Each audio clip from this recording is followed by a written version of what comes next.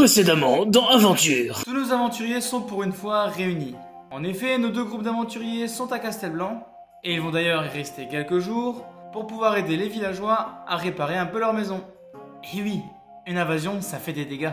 Après avoir bien travaillé et s'être reposés un petit peu, nos deux groupes d'enfants reprennent la route de l'aventure, mais cette fois-ci, ils n'y vont pas à pied, car ils ont maintenant à disposition un fameux bateau volant. Tout le monde est à son poste, alors que certains sont en train de polir les canons, d'autres s'occupent de la vigie, et d'autres s'occupent de la navigation. Bref, chacun à son poste, et le bateau est prêt à partir. Nos deux groupes font la route ensemble pour l'instant, et ce sera le groupe des jeunes aventuriers qui va commencer le voyage, direction la réserve d'armes et d'équipements du second.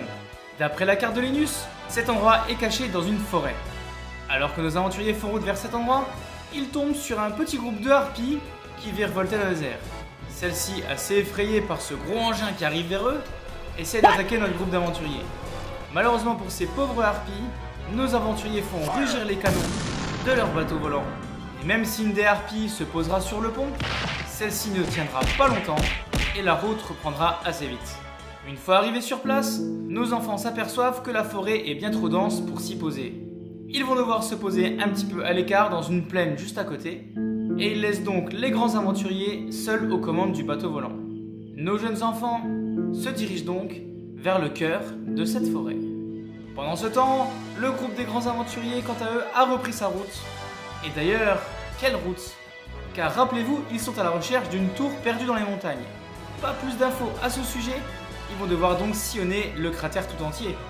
Le ciel étant bien dégagé, nos aventuriers prennent de la hauteur avec leur vaisseau volant et scrutent à l'horizon pour essayer de déceler des tours potentielles.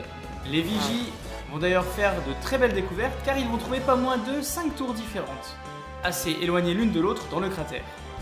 Nos aventuriers choisissent donc une des tours au hasard, le chemin est donc tout tracé. Quelques petites erreurs techniques vont venir perturber le voyage et nos aventuriers vont légèrement dériver de leur trajectoire initiale. Ils feront d'ailleurs la connaissance de certaines wyvernes et fouenards qui passaient dans le coin. Mais une fois encore, c'était sans compter sur la dextérité de nos aventuriers qui arrivent à maîtriser leurs canons parfaitement. La plupart de ces créatures draconiques se feront abattre en plein ciel, et même si certaines de ces wyvernes vont réussir à se poser sur le pont, il suffira de quelques coups d'épée pour en venir à bout. And his name is John C.